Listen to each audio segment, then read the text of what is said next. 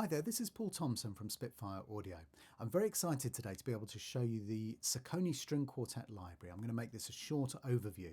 It's a project that we've been working on for a long time, and it's something that's very close to our hearts, having worked with quartets many times, especially at the beginning of our careers as composers, when the budget for players wasn't quite so large.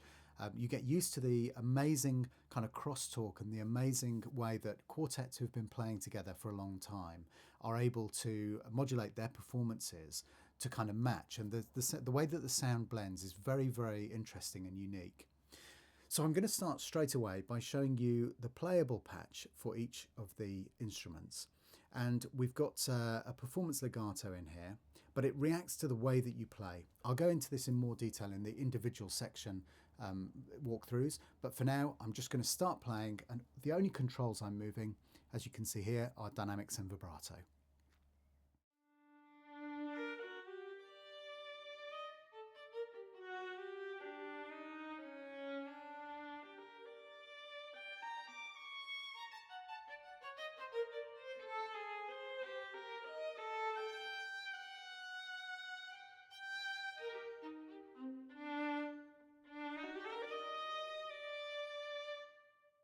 So you can hear there, very, very agile. You don't have to do much. All you do is literally play and it does the hard work for you.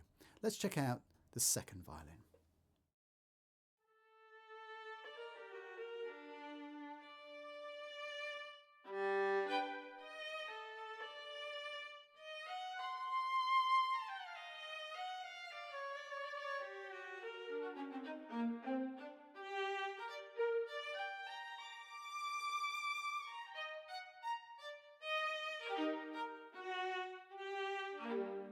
So that's the second violin.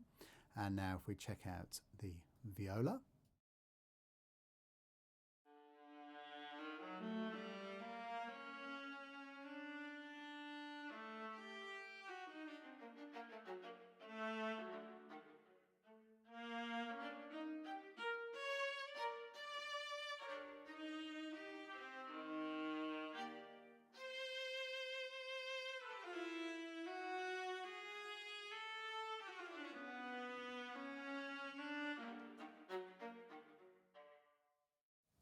And then finally, let's have a look at the cello.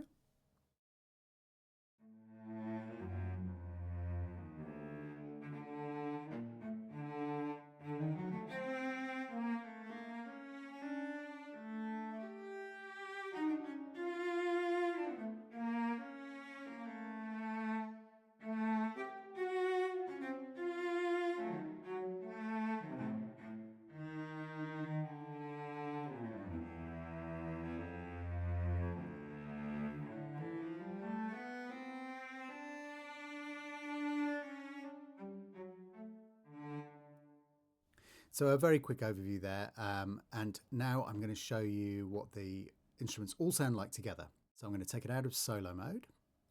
I'm going to switch to the spanner view so that I can get everybody playing in unison but at the same place on the keyboard. So I'm going to transpose the cello by 2 octaves and the viola by 1 octave. Whoops, over enthusiastic mouse.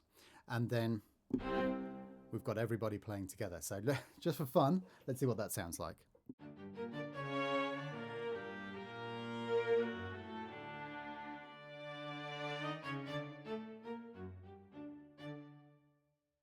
So pretty cool sound. You can hear that it blends incredibly well together and sounds really, really lovely. Now, I'm going to switch now to the individual articulations and just give you a very quick blast of a couple of those.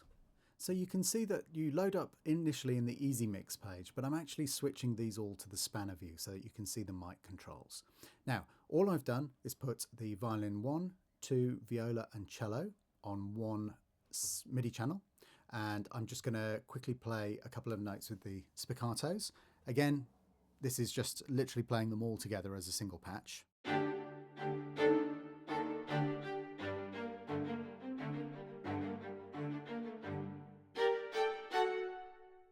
So you can hear that it's nice, and even though we're kind of playing, doesn't really sound like 4 players at this stage because I'm just literally playing on the ranges are crossing over and all that kind of stuff. But you can get an idea of what's happening. And I'm going to just change now to the close mic on its own, and then you'll be able to hear those as well. So just the close mic sounds like this.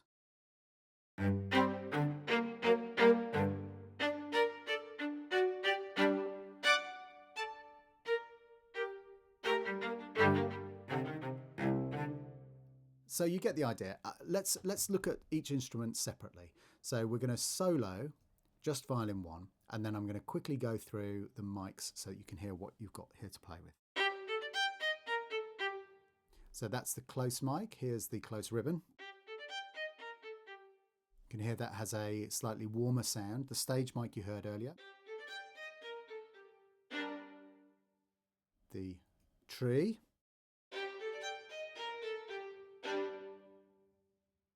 And then the ambience.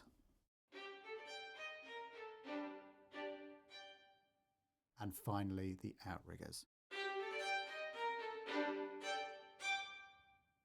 So you can hear there's some great options in there sound-wise, and that's duplicated across all of the instruments.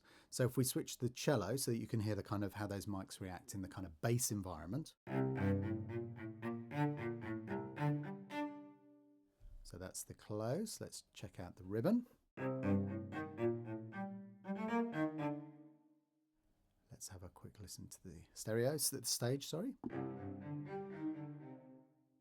And then the tree.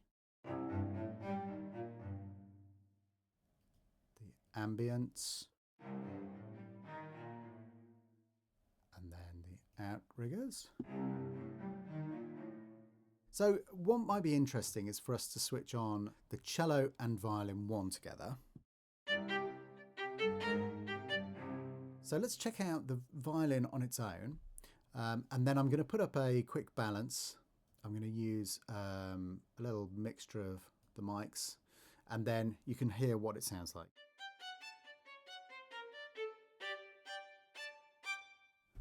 And then if we change that balance slightly, just using the same mics,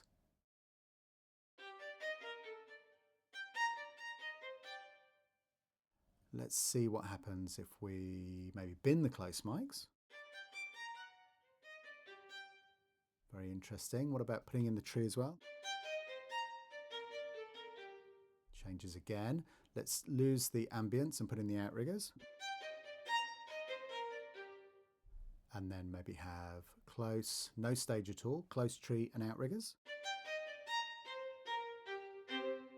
So you can hear that using these individual mic sliders is an incredibly powerful way to change the sound, to get exactly the sound that you want. Now, what I'm going to do very quickly now is change to the close and stage mics. I'm going to pull all the other ones down, and you can see as they hit the bottom they purge. You can obviously change that functionality by unchecking this purge unused slider. I'm going to give you a quick blast of some of the different articulations in the violin. So that's your spiccato, more leisurely staccato pits, your Bartok, Carlenio,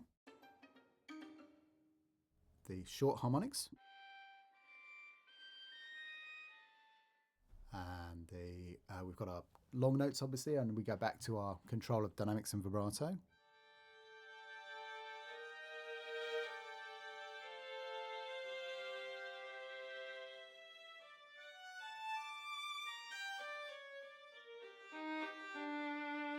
And as you can probably tell, it's different layers, different levels of vibrato. Non-vib vibrato, a kind of, a nice sweet vibrato, and then a molto vib at the top end. And these are cross-faded smoothly on the individual patches. So it's not modelled; it's a real recorded vibrato.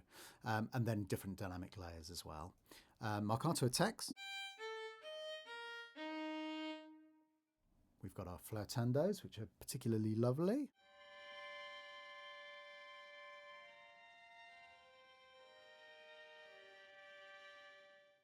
Very beautiful sound, or harmonics.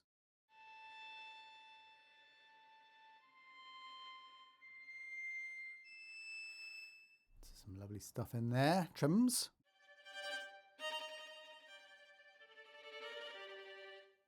And then measured trims.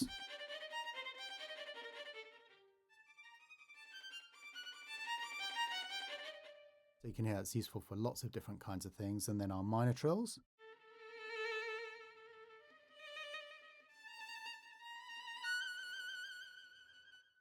And then our major trills.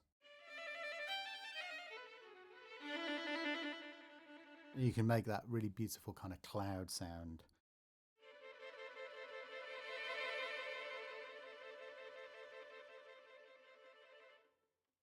Very lovely sound. And then we've got the same articulations basically over on the violin too. We'll come out of solo mode.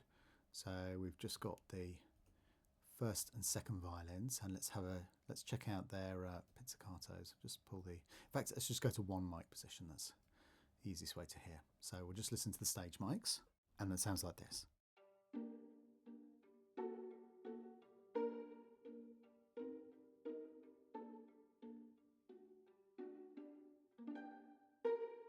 What happens if we start adding other instruments in? Let's have a quick look. So pizzicato, again, we use the same stage mic. And let's get everything up and running. And it sounds like this.